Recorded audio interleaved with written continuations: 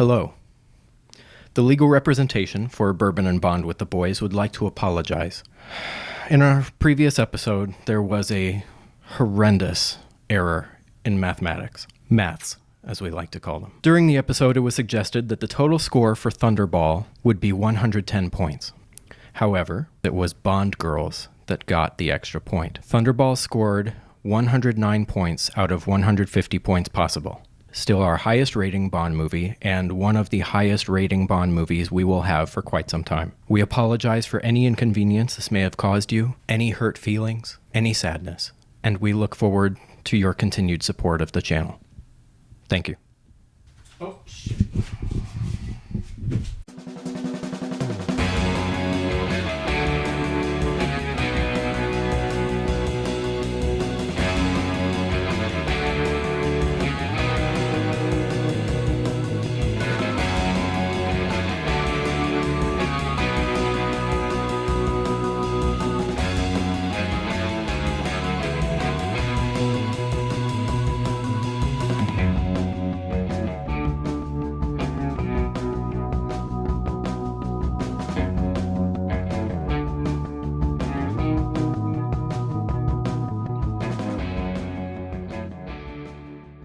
Welcome to Bourbon and Bond with the Boys. I'm Nick. And I'm Dave. And we are back with You Only Live Twice. You only live twice. I'm so excited for this one. This is a good one. So you mentioned last episode that Thunderball is the movie that you remember most from your childhood. Right. This is mine. Yeah. This one, I remember seeing this. It's one of my first memories of watching James Bond, and it was this movie.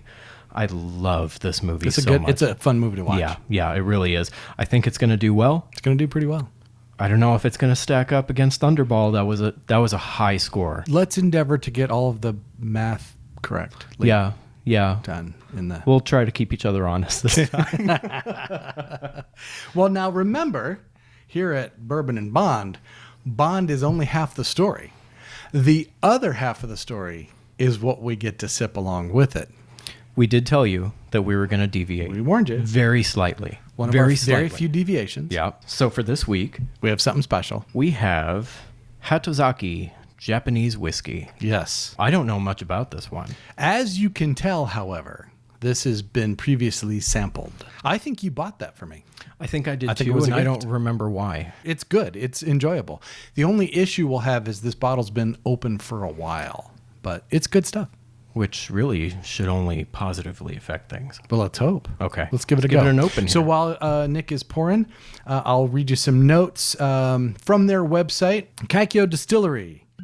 Inspired by the great gin and whiskey still houses of the United Kingdom, the Kaikyo Distillery contributes to a vibrant and evolving culture of Japanese spirit making. The Akashi Sake Brewery has been producing distilled spirits since 1917. To honor his family heritage and to celebrate the centennial of the family distilling business, master distiller and blender Kimio Yonezawa created the Kaikyo Distillery to launch his own gin and whiskeys.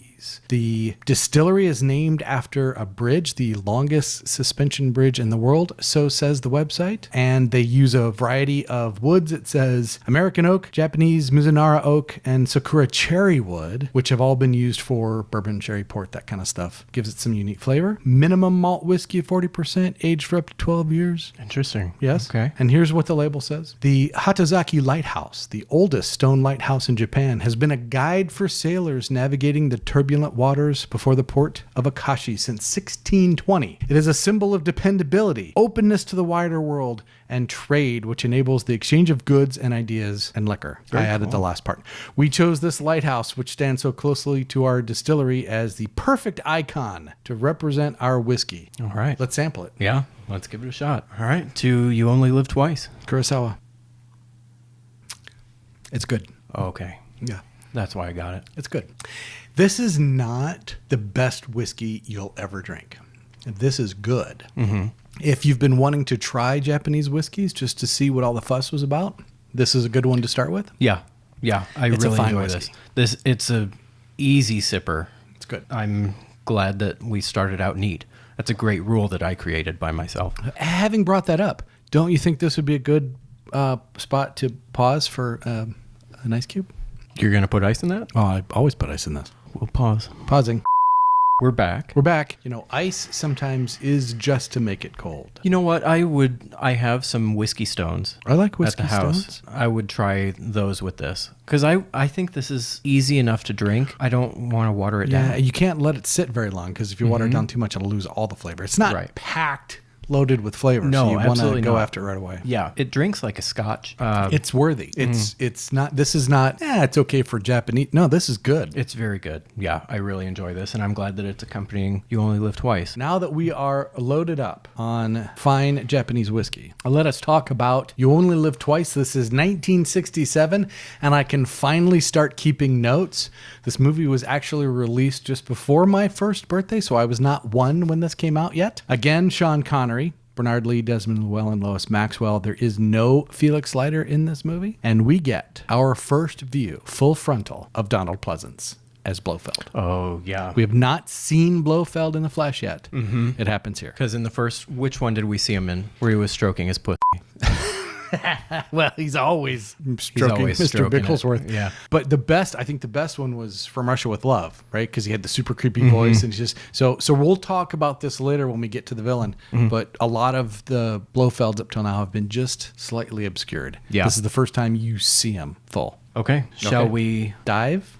dive on in? We're going in. Let's start with the plot. That seems like a good spot to start. Pretty good plot. It's a decent plot. I didn't realize the role that China had in this. You have to be really paying attention to catch China being involved. It's just a little conversation in his lair with the representatives from China who have hired Spectre to start some stuff between Russia and the U.S. And you think, or the Soviet Union and the U.S. And you think, why would communist China want to start something with the communist Soviet Union? Well, I had to look this up actually because I wasn't looking into politics when I was 9 months old. But apparently, not long after the revolution completed and China was a communist country, there seemed to be 50s and 60s a disagreement of sorts between China and the USSR on how to interpret and apply communism. And there were tensions that actually resulted in a full-on 7-month border conflict between the two countries. Were there really? And so in 1967, you could easily imagine a situation where China wanted to upset the world and to mess with both the U.S. and the USSR in order to do it. Spectre is going to pit the U.S. against Russia, Yep. and they will annihilate each other, right? One thinks that the other is destroying their spacecraft. This is in the middle of the space race. This is a huge deal. It's 1967. Right? Yeah. Russia thinks that America is destroying or capturing their spacecraft. America thinks the other.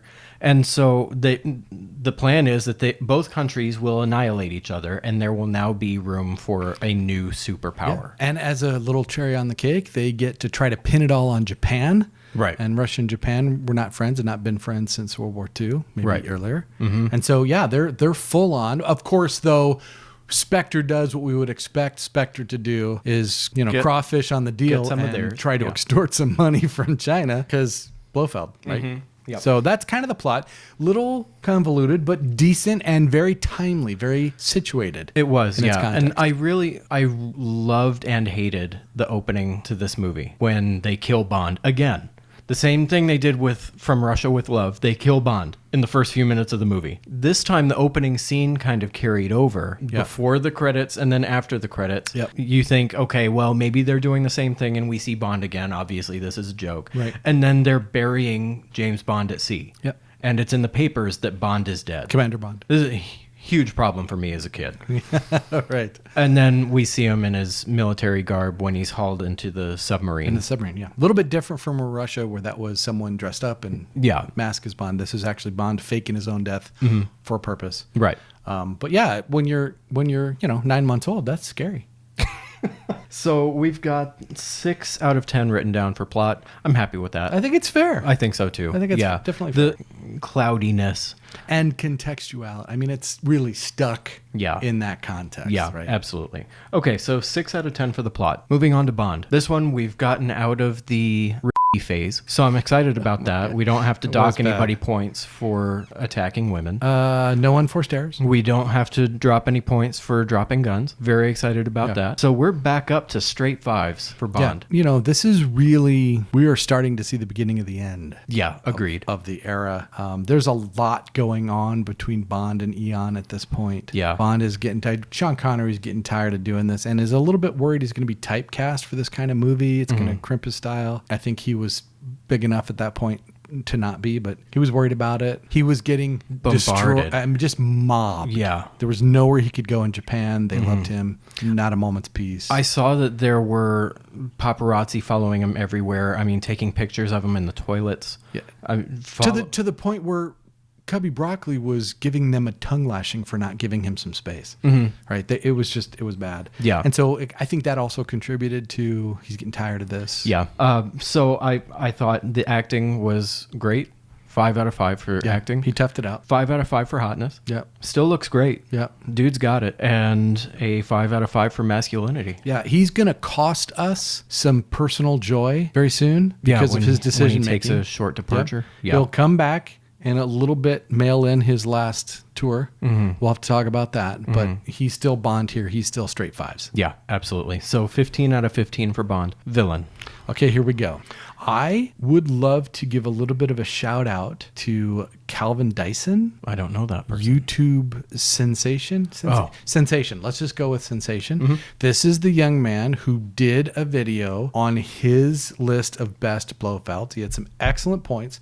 And one of the things that he said that I turned out to agree with very much is that the more we see Blofeld, the less scary Blofeld is. And I think he had a point in saying the best and scariest Blofelds are the ones that are off camera. You hear his voice, but mostly what you see is his henchman's reaction when they're summoned before him. They're terrified. Rosa Klebb looks like she's going to melt. And I think, I think the reason why we both, struggled a little bit with Pleasance not being as scary as we remember him is because I think the scariest Blofeld is the one you don't see all the way. Well, and we had that conversation too, is that's nothing new. The scariest monster is the one you never see. Right. I can see that being a valuable input, but it's not new.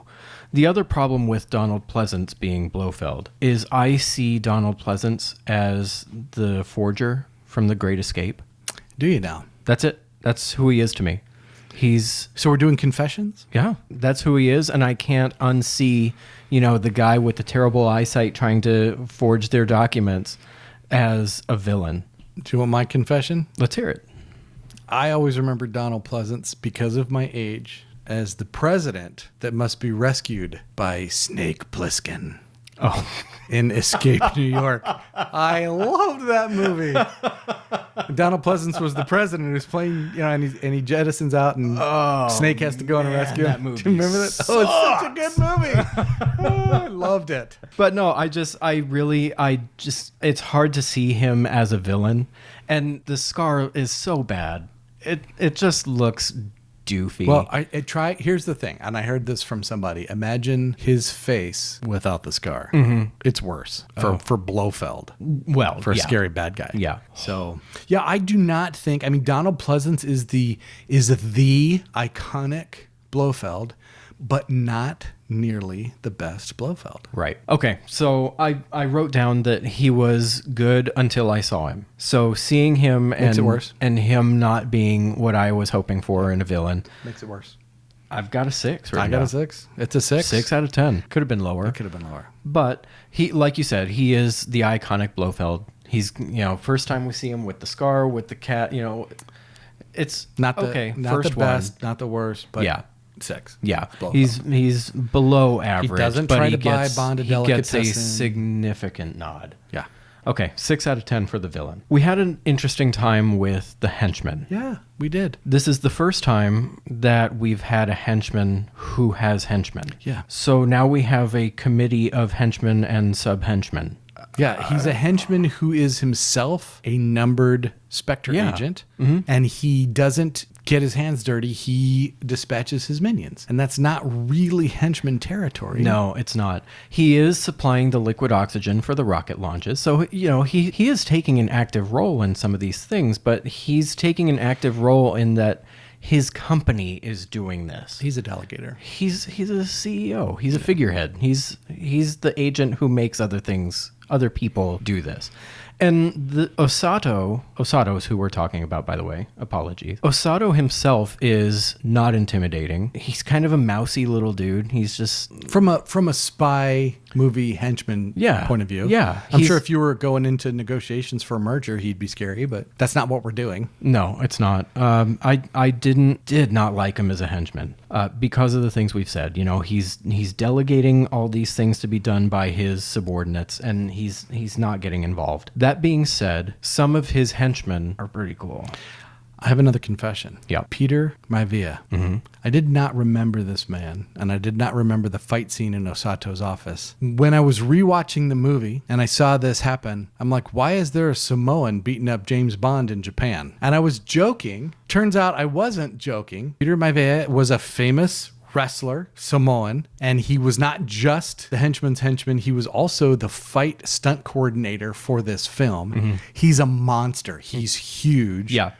But he's also something else. He's the Rock's grandpa. He's the Rock's grandpa. He is Dwayne Johnson's grandfather, and at Dwayne Johnson's suggestion was the inspiration for the visual look of Maui in Moana. Oh, is that right? Yes. Oh, that's cool. They used a picture of him, and that was an inspiration for them designing Maui. Oh, that's cool. That is one big bad dude. He is awesome.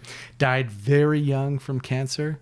If you're not feeling good, go to the damn doctor. He didn't, and it got him. Yeah. And died very young, sadly. But boy, what a beast. What a monster. So when he was wrestling, his wrestler name was the High Chief. Oh, cool. He was a badass dude. Hell yeah. He's a cool guy. In honor of the crappy henchman's cool henchman, we'll give him another point. So we've got henchman for this one at a 2 out of 5. And let's be clear, we have never before given a henchman's henchman a point. There's one movie we're going to see in the future that had two seemingly equal henchmen that we will rate together. But this is the first time a henchman's henchman was so cool.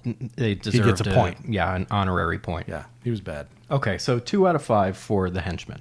Yeah. Bond girls. We didn't have much of a fight on this one. I love Aki. Love her. Yeah. Akiko Wakabayashi. She's lovely. We had this conversation already. We did. Her acting got her a 2. However, taking English classes for 3 weeks. Okay, so You want to get into that story? We thought, so in case you don't know, the actress who played Kissy, that is his wife, poses as his wife in the last part of the movie, is a bigger star in Japan at the time. She's come in to play the main Bond girl. Akiko has come in to play the secondary Bond girl. And I thought she spoke English where Mehama did not. I was wrong. Neither one of them spoke English. They took them to England. They gave them 3 weeks of English and sent them to the set. Kissy did not speak enough English. They actually switched roles so that Kissy was in a little bit of a smaller role. Mehama was in a smaller role. And was dubbed by Nikki van der Zyl, the infamous Nikki van der Zyl, right? Mm-hmm. And so we didn't take into consideration the fact that the lovely Aki had 3 weeks to learn English. And she did it. So she got her points back. That bumped her from a 2 to a 3. I bumped her from a 3 to a 4. Are we doing this again? I went 4, 5, 5. Okay. Because she's awesome in every way. And if she managed...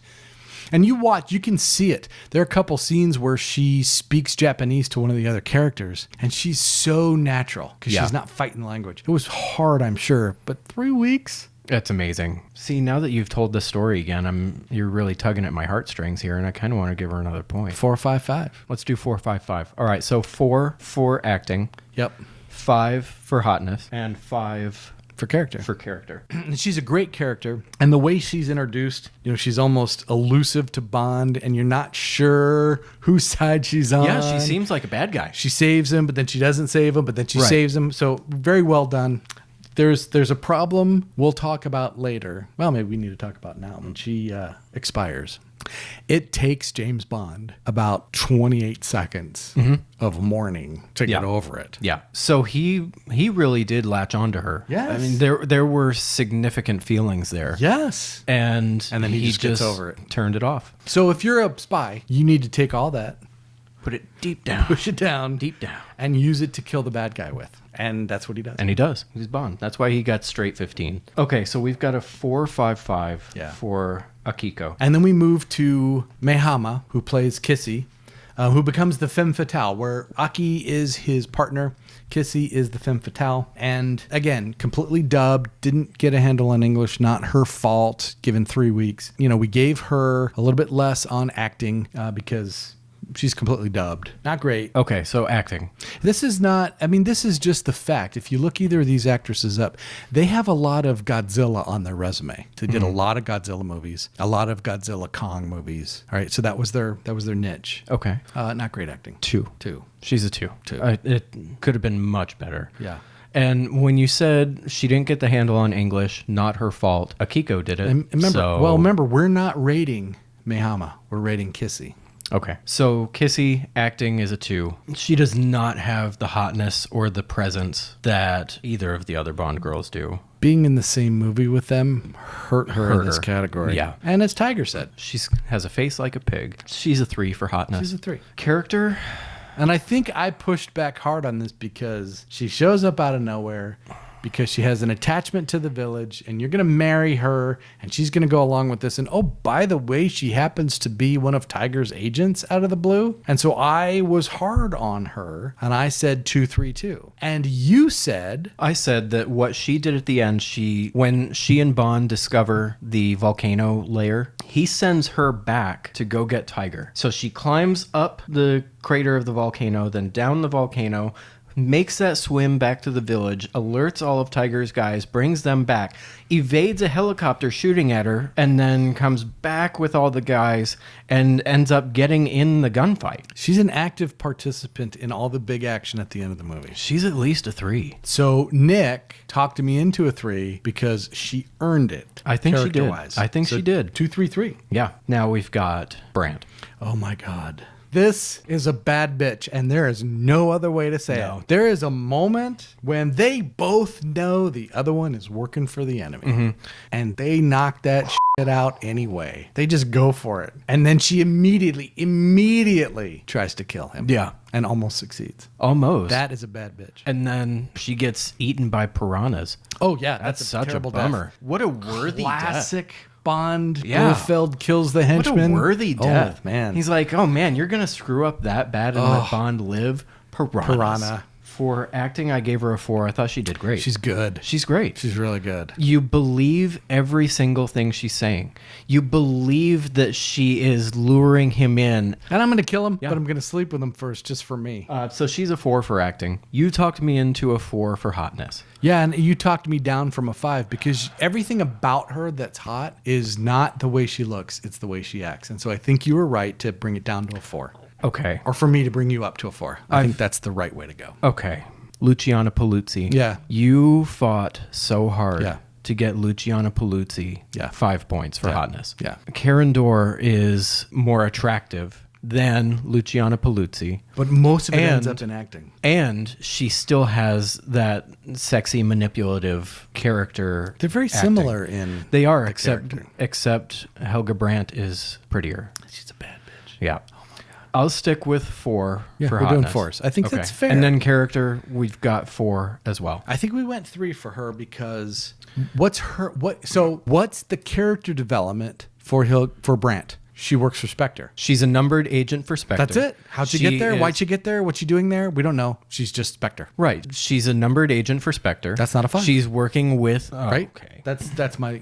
It's more than a 3. She's a 4. She's 3. All right. So for Brandt, we have 4 for acting, 4 for hotness, and 3 for character. All right. We do have peripheral babeness. Serious. Tiger and Bond both get Oh, man. bathed by Tiger's harem. Yeah, I made a promise to myself that from now on, every bath I take will be that bath. Oh, good for you. Yeah, Enjoy. I haven't found a way to execute on that plan yet. Yeah, good luck. but that's my goal. Okay, so whatever percentages we have here will get rounded up because of peripheral babeness. So that means, with that in mind, we are coming up with a total, Yes. an average Yes. for Bond girls Yes. of 4 for acting, 4 for hotness, and 4 for character. 4. Okay, so that's 12 out of 15 Yes. for Bond girls. Kissy struggled in this one, but 12 out of 15 still ain't bad. Yeah, really tough to be in a movie Yeah.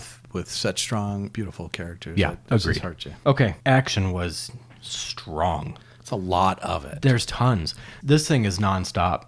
From when you start the movie to when you wrap it up, it's going. He's always fighting somebody or chasing somebody, or there are rockets that are getting launched. There are gunfights. I got 2 words for you. What do you got? Little Nelly. Oh, man. The helicopter dogfight is so cool. It's so cool. I love it. If you have a helicopter dogfight that's so cool and someone almost dies while they're trying to film it, it gets extra points. That right there is just production quality and X Production factor. quality, So yeah. because it was so packed with stuff, this is the biggest one so far. This is an 8 out of 10. Just a quick shout out to John Jordan, who was an aerial cameraman on this movie, standing on the rail of the helicopter that was filming the helicopters fly around and chase Little Nelly around. And it got a little close once. Little Nelly got a little bit close, and the pursuit helicopter clipped the rail on the helicopter he was in, almost took his foot off. Coincidentally, there was a seminar of microsurgeons going on nearby. They rush him there and they reattach his damn foot. No way. Yes, but it wasn't healing fast enough. He was in a lot of pain. He finally said, look, just take it off. I'd be better off without it. Very much aerial cameraman style. So they took his foot off and he was back for On Her Majesty's Dumpster Fire. He's badass. What a set that guy's got. Yeah. Holy Yeah. crap. But this was the story of You Only Live Twice. BOAC Flight 911 to Hong Kong crashed, and everybody on the plane died. Albert Broccoli, Harry Saltzman, Ken Adam, Lewis Gilbert, and Freddie Young were all on the flight and canceled at the last minute because there was a ninja school they were going to go look at to use ninjas as extras in the movie. So they ended up not on the plane, and the plane crashed. Wow. Karen Dorr Brandt left the set for a break when they called for a cut to fix a light bar. Light bar fell, crashed right where she had been standing. Would have killed her had she not left the set. Wow. It was thing after thing after thing on this movie. That they just got lucky. I mean, John Jordan's a badass, so that's not as much luck as he's just a badass. Right. Yeah, that's fair. Yeah, amazing, right? Wow. Okay, so 8 out of 10. I think It's an 8. It's an valid. easy 8. It's valid all It's an day long. easy 8. Yeah. Okay, we're at the big 4. M is still M. You brought up in a conversation that how are we rating M? It's hard. And it is an arbitrary thing. hard. It's kind of go with your gut and see what sticks. M didn't have a lot of screen time in this one. I thought that it was neat that he showed up in his military garb. He's now in his naval uniform. Yep. But he's in the whites, and nobody likes the whites. Nobody likes those. So we do see M, but just not engaging very much. So he gets a 4 gets on a this 4. one. Q, on the other hand, he's a 5 all day long. All Right. day long. He could have done Little nothing Nellie's else papa. but deliver Little Nelly, and that would have been enough. How cool. He's such a badass. He's a badass. Again, on location. Now he's interacting with Tiger. There are a few little lines that they have back and forth. And Tiger, I think, kind of has Bond's mentality and his attitude. And he kind of engages with Q, and Q keeps like shooting him down. him, Yeah, jabbing him, jabbing little him. jabs here and there. It was just fun. So Q's a 5 out of 5 all day long. So we're gonna have conversations about the point at which so you like Roger Moore, you don't like Roger Moore, whatever. There's a point at which it doesn't matter if you like him or not, he's too old, right? And we're gonna have this conversation as we get into the Roger Moore movies. Do you know when Desmond Llewellyn got too old to be Q? Never. No. That man could be 112 and still doing Q, and we'd still be giving him straight 5s because he's great. Yeah. All right, Moneypenny. This is another one when we discussed how do we rate M, okay? How do we rate Moneypenny? This is what we want from Moneypenny. It is a compliment to Lois Maxwell that there's not enough Lois Maxwell. There are times when you see an actress or an actor, anybody, and you're like, that was enough. Never enough of her. No. We said last time in Thunderball that she wasn't there to only be flirty with Bond. She's doing work. This time she's being flirty with Bond, and that's being her only flirty. purpose. And I loved it. It was what we so want. good. It's what we want. There wasn't enough of it, but when she's talking to him and she asks him, how was the girl? And she's like just kind of jabbing at him about the Chinese girl that they set him up with. 5 more minutes and ended I up- would have found out. Yeah. She'll never know what she missed. She's great. When she's giving him the code words, right? We tried to think of something that you wouldn't forget. I love you. Repeat it, please. Repeat it, She please. just wants him to say it back to her. She's just eating it up too.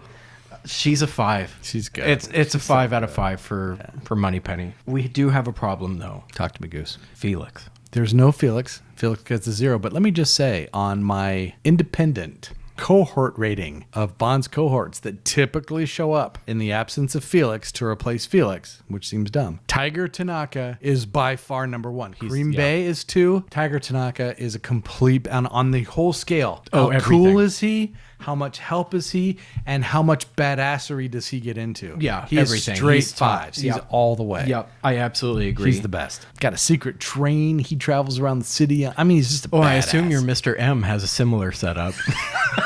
Oh, yeah. yeah, sure. He was great. And he earns Felix 0 points. It's a 0 for no Yeah, Felix. That's all it is. It's a 0. Felix Leiter is a named character. We've what it said is. this. If you don't have these specific things, It costs you you. don't get full It points. costs you. And this is one where they made the decision Yep. not to have a Felix Leiter. Yep. And it's going to cost you. I'm sorry. So that gets a 0 out of 5. That brings us to a 14 Yep. out of 20 for the big 4. That's pretty good.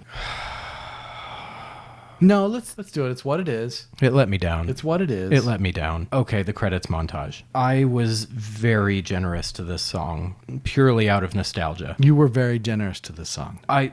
Again, it's my favorite Bond movie growing up. This is the one that I remember the most. It's the chairman's daughter. And, I love this song. I realize it's not a Bond song. It's not a Bond song. It's not, no. Well, and we had an experience. We've seen now recently 2 Bond movies where the way the movie moves from the pre-credit scene into the credit scene into the song, it just is so captivating. It's done so well that the song is better watching it in the movie than if you just listen to it on the radio. Absolutely. This is not one of those. It's not. And that experience kind of shined a light on this. It's not a great Bond song, and it doesn't do that thing. No. So it's hard to give it more than 5 points. I know. I gave it 6 because of the nostalgia. Nostalgia's a real thing. And, I absolutely believe that 5 is more than valid. It's fair. But because of those Memories those as a deep kid. down Yeah, feels, it gets a 6 for me. That's real. We evened out, basically, because now we come to the visuals.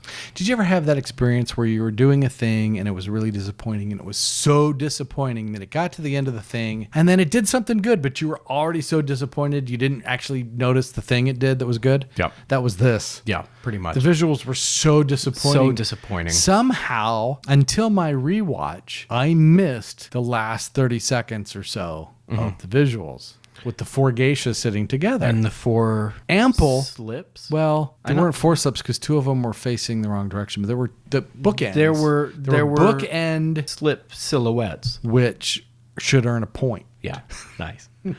I gave it a 2 plus 1 for the Bump slips. it for a 3 So I went to a 3. And you gave it a 3? and bump to a 4. Okay. But I might have. So here's the thing: I can't remember. Originally, I might have subconsciously given it the point.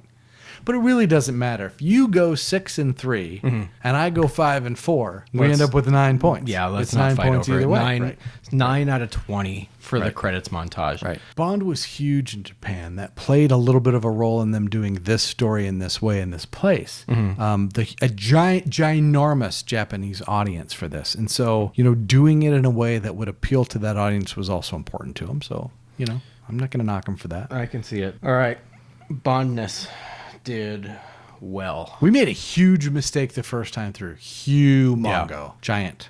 Starting off with the booze. That's a 5. It's a 5. This is one of the mistakes. We have the martini that Henderson serves him. Mr. Henderson serves him. It's an infamous martini. Yeah, it's an infamous martini because Henderson offers him the martini and says, "Oh, that's stirred, not shaken. I hope that was correct." And Bond takes it and accepts it and says yes. And there has been this controversy of, did they screw up? Is this a goof? What was it? Was it a joke? That kind of stuff. And what we discovered is this was the script writers writing in that Bond was being polite polite and was accepting the drink the way Henderson made it so that he wouldn't have to make it again. And it became this tinfoil hat wearing subreddit deep dive brain rot. And so, it was just, it's something they wrote in. Someone who didn't think this through, I think, all the way wrote, "It's still incredibly weird to see a classic Bond trope mangled so carelessly." And if you just think about that statement, you realize there's really no chance that they intentionally mangle or that they accidentally mangle something this important. No. And when you watch closely, when he hands Bond the martini and says, "Oh, that's stirred, not shaken," that's right, wasn't it? And he's got this, it's a very subtle Sean Connery smirk. Like, yeah, that's perfect. Yeah. Right? And he's smirking. So I believe that. I believe this was all intentional. You find all the time the producers and filmmakers and people who are in charge, commenting on, yeah, we had to do this thing because that's what happened. Or, yeah, we know we made this. There's no discussion of this from them. No. This was on purpose. This was not a mistake. So I think the martini counts. And it's funny when you see it that way. It's very funny. So we've got the martini stirred, not shaken that Henderson serves him. We have when he pauses to take a drink after he fights the Rock's grandpa. Right? Once he knocks him out, he grabs a bottle of vodka and pours a shot glass and drinks it. That's when he gets the Siamese vodka, and he hates hilarious. It. It's but hilarious. He has to take that pause to take a drink. It's hilarious. It's awesome. It's James Bond. Right. Oh, by the way, while I'm stuffing your body into this liquor cabinet, let me grab some vodka real quick. Oh, that's crappy Siamese vodka. Let me take the edge That off. was hilarious. Then we have the sake With Tiger on the train. Of course, he knows exactly how sake should be served. That's a cringe moment for me, but it's fine. It's Bond. It is. I know everything. And then when he goes to Osato's office the next day, I was really upset by this. He's offered the Dom Perignon 59. I was bothered by this. I know you were. And I don't know, honestly, because again, I was 9 months old. I don't know if there was a thing going on, right? He insisted on the 53 early on. Mm-hmm. There's a point at which they move him to 55. I don't know if they ran out of the 53s. I'm not a wine guy. I don't know if in 1967 the 59 was regarded as the blah blah blah whatever. My brother-in-law's a Somme. I should have. You know what, Michael? I'm gonna ping you about this later so we can discuss the aging of Dom Perignon. Maybe that's it. Thanks, Michael. So we've got quite a bit of booze, and I think it's 5. It's a 5. Yeah. We made a terrible mistake. We did, but we fixed it. Too much of it. That's what's important is we identified our error and we fixed it. That's it. 2 things that are true: we're right, and we're willing to fix our mistakes so that we're right. Great. Quotability. There are quotes all over this thing. Osato is like x-raying him to see if he's got a gun, and he says something about his chest. And Brandt leans over to give him his champagne and says, "Mr. Osato believes in a healthy chest." That's such a good line. She's got another one where she has captured Bond. He's tied up in the chair, and she says to him, "I've got you now." And he just looks at her with just the least regard and says, "Well, enjoy yourself." And she just smacks him right across the face, but it's such a great moment. How about Aki? "I think I will enjoy very much serving under you." Right before she serves under him. Mm-hmm. And then, "Oh, the things I do for England." Oh, the things I do great. for England. And when he dumps Hans into the piranhas, this is the original Bon Appetit. Oh, that gets hijacked by a later Bond. Not hijacked. That was unfair to Timothy unfair. Dalton. Yeah. Homaged. So it's a 5 out of 5 for quotability. It's good. Easy. It's really good. Gadgets is an easy 5. Again. Little Nelly alone. Little Nelly gets is 5 a 5. points. Yeah. Right. I don't know. I mean, there's the safe cracker. Safe cracking gadget. That's the okay. Smoke bomb lipstick that Brandt has. The mini rocket cigarette he gets from Tiger. That's right. He's got all kind of cool I stuff. forgot about that. Yeah. But Little Nelly. Little alone Nelly's gets 5. enough. Yep. So 5 out of 5 for gadgets. Yeah. Locations gets a 5 out of 5. Hong Kong, Tokyo, inside a friggin' volcano. Do you know they had to build that interior? Yeah. Did you see that? Yeah. Bigger than the... was huge. So the set for the volcano cost them more than the entire budget for Dr. No. It's wild. Yeah. It's just wild. It's huge. Yeah. So yeah, locations gets a 5 out of 5. Here's where... All right, we're going to have a chat and not an argument. This is a chat because we agree. The car. Let us first remember fondly the Sunbeam Alpine Series 2.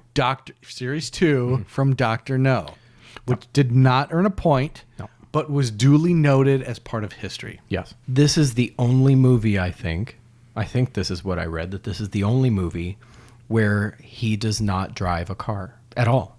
He drives no car. However, That meant we initially gave this a 0 for the car. That is a mistake. was a mistake. Because this car is actually very cool. Aki is driving a very cool car. Aki drives a 1967 Toyota 2000 GT. I believe there were under 350 of these made, of the 2000 GTs at This was all. early. This was an Yeah. early production. Another interesting thing about this is that It's a hardtop car. Yeah. They have a target top version of it. He's too tall for that version of the car. Right. So they needed to create a roadster version of this. So they created a topless version of this car. Yep. 2 of them for this movie. For the movie. They were the only 2 ever created. One of them, I believe, was slated to be demolished. And I can't see... I read that there was no actual record of that happening. So it's out there somewhere. It's Someone legend. has that car. Yeah. It's like the Maltese Falcon. Somebody's got it on their show. And I believe the other one was tracked down, I think in the 90s. Don't quote me on that, though. But I know it was tracked down and was returned to Japan and now sits in the Toyota Museum, which I think is just very, very cool. So now that's the only one, supposedly, It's 150 horsepower, 5-speed manual that'll do. It's a cool 0 car. to 60 in under 10 seconds. This is a bad It's machine. a badass car. And she's driving it the whole time. She's driving it. They've got the video calling with Tiger. They've got the 2-way radio. They can see the helicopter take the bad guy car away and dump it. I think the car gets a 2. If you want to buy a 1967 Toyota 2000 GT, that is 7 figures, my friend. Oof. If it's in any kind of decent shape, that's 7 figures. I don't see how we don't give it at least 1 point. And I think because it's a car that has Gadget. it's a car that gets 2 points. Are we going to fight too much? No, I think This is the problem with the Sunbeam Alpine Series 2 and No. why it got 0 points. Yeah, It wasn't it's a not cool car. It's not a cool car. No. And I think the Alpine Sunbeam Series 2 is part of the reason the 2000 GT gets 2 points. Yeah, because the Sunbeam is such a garbage can of a car. So This one is it's so a cool cool. car. Peek behind the curtain. This is us. This is our timeline. We're recording here. We're watching here. We're about 8 weeks ahead of watching. And so we're watching movies far into the future. There's only one car at this point in our life, besides the DB, besides an Aston of some kind, that got any points at all other than this one. And it deserved every point it got, Yeah. and you will see it soon. And this one deserves But the 2 this points. is a It's a badass cool car. So that gives us 22 points. It's 22 out of 25. That's a great score for that But one. we've talked about this. Hit all the Bond things, Yeah. get lots of points. Yeah, absolutely. Okay, production quality. It's a step up. They're ramping they did things better. up, slowly they did but better surely. this time.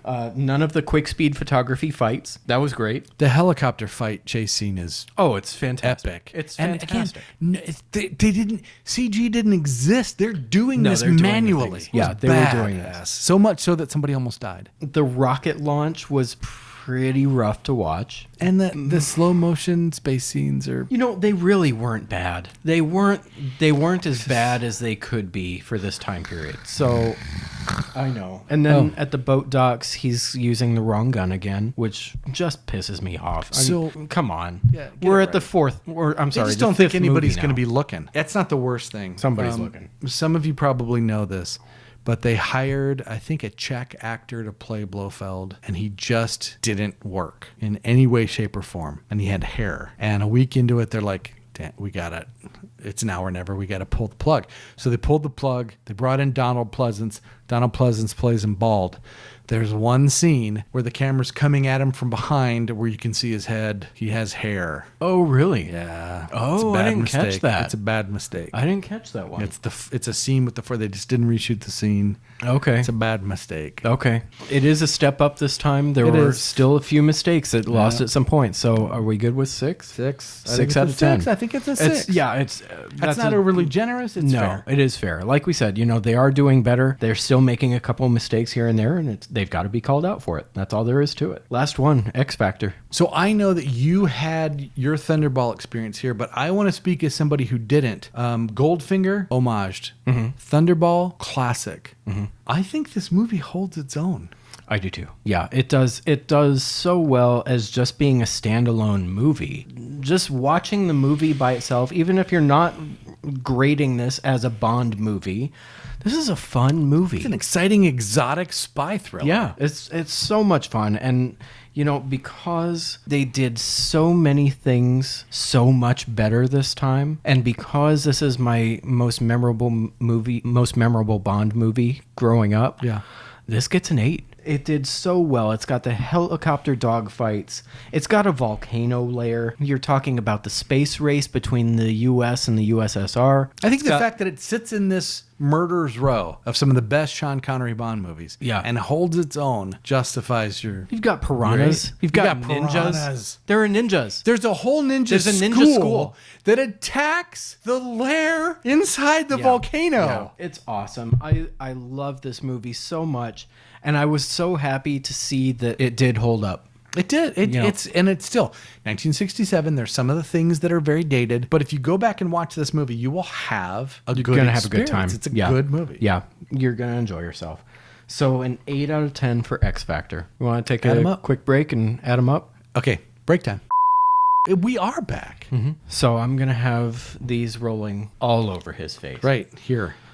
So again, because we don't want to cover up we don't want to cover gloriousness. This. We got quite a few of these coming up soon. Yeah. We don't want to cover them up. Don't want to cover those up. So the numbers will be running over Dave's face, and you can feel free to pause, take a look at everything we've got written down there, but let's take them one by one. So we've got plot at 6, Bond at 15, villain at 6, henchman at 2, Bond girls at 12, action at 8, the big 4 at 14. Credits montage is a 9. Yeah, 9 out of 20 for credits. Bondness of the movie, we've got a strong 22. And then production quality, we've got 6. X Factor is 8. It did great. We've really got well. 108 points. Yeah. What we said was, it felt like a great movie, and it felt like Thunderball still had the edge over this one, but just by a touch. This score reflects that. It does. Right? And I think that goes to show that we got this exactly right. I think we did. Because the score is right up there. These two are right there. They're neck and neck, but this one is just below, and that's Goldfinger's not far behind. I mean, these are good movies. So it's nice to enjoy this run of Goldfinger, Thunderball, You Only Live Twice, which are good. Yeah. Before I have to deal with it. So we've got a 108 out of 150. That gives us a 72.0%. That's a great movie. I'm so happy that we paired our Hatazaki whiskey with this. It's good whiskey. It's really good whiskey. This was a really enjoyable glass. If you spent $45-$50 for this bottle of whiskey, you would not be disappointed. No, just to have something different in the cabinet. Right? And it's tasty. It's not something that I would care to drink all the time, but for something that, you know what, let's have something a little bit different. Open the cabinet and see it, you're like, yep. It's not a larceny type of drinkable. I enjoyed this more than larceny. I thought this is more of an occasion type of enjoyable. It's good. It was very really tasty. And like we said, for the price point, it's not going to break the bank for too many people. I think anywhere between $45 and $60 is what we were seeing online. Don't pay more than $60 for that. No, goodness no. But yeah, I really enjoy this. Hopefully this lasts a good long time, but if it doesn't, it's going to have a spot in either your bar or mine. Yeah, we'll keep something like that on. Mm-hmm. We might need to try their upgrade. It's good enough to try their upgrade. That's a fair point. Yeah, we'll finish that guy off. Okay. Try their upgrade. Okay, excellent. You want to talk to us about what we got next? Oh, my God. Come on, let's get it over with. Let's rip off the Band-Aid. Being an adult sometimes means you're not ripping off the Band-Aid. This isn't ripping off the Band-Aid. That you don't want to do for the good of other people. We do this for you. It's a personal service. Personal service. All right, so there is no way to avoid the reality that the next movie released by Eon was On Her Majesty's Dumpster Fire, starring the one and only, thank God, George Lazenby. There is really only two things that we're going to have to celebrate. The first is arguably, if not the best Bond girl in the history of Bond. She's in the conversation. Yeah. That's one. Number two is arguably the best bourbons we're going to get to sample to ease the suffering. It's one of them. It's also a gift you gave me. Yeah, that's true. And it doesn't have much left in the bottle. We're probably going to finish it next week. We just might. I'm going to need it. If we're watching, we have to rewatch this movie and we have to cover the movie, so that bottle's going to be gone. You know what the worst thing about this movie is? Yeah, it's not the lowest ranked movie we're going to have to watch. I know. There's one worse. That's what I was going to say. Holy I didn't remember that. I was expecting this to be the worst one. It's not going to be the worst one. It was not. Let's just move on past. Probably not an episode you want to invite the children to, because there is going to be more profanity than normal, I think. Yeah. In this next upcoming tragic affair. I usually try to keep it pretty clean. I'll bleep out, the things that I think are worthy of being bleeped. We need a bleeper. It's going to be bad. My thumb's going to get tired. It's going to be really bad. Yeah. I don't think I have the energy to put in that many bleeps on next week's. But we'll see what kind of MPAA rating we get. There's going to be bleeps. We'll see how it goes. But the bourbon we are going to drink with it is up here. And if you know the movie, then this is easy. It's an easy call. It'll be easy to look at this and go, oh, I know exactly what they're drinking next week. If you do want to guess and you want to post your guess, we'll give you bonus points that are arbitrary points that have no value. That mean absolutely nothing. It's basically whose line is it anyway? We're giving out points that mean nothing, but you can have some points. But yeah, as we say, feel free to like, comment, and subscribe. Send us your comments. Send us your criticisms so that we can flex our rightness all over you. Until next week, I'm Nick. I'm Dave. Cheers. Cheers.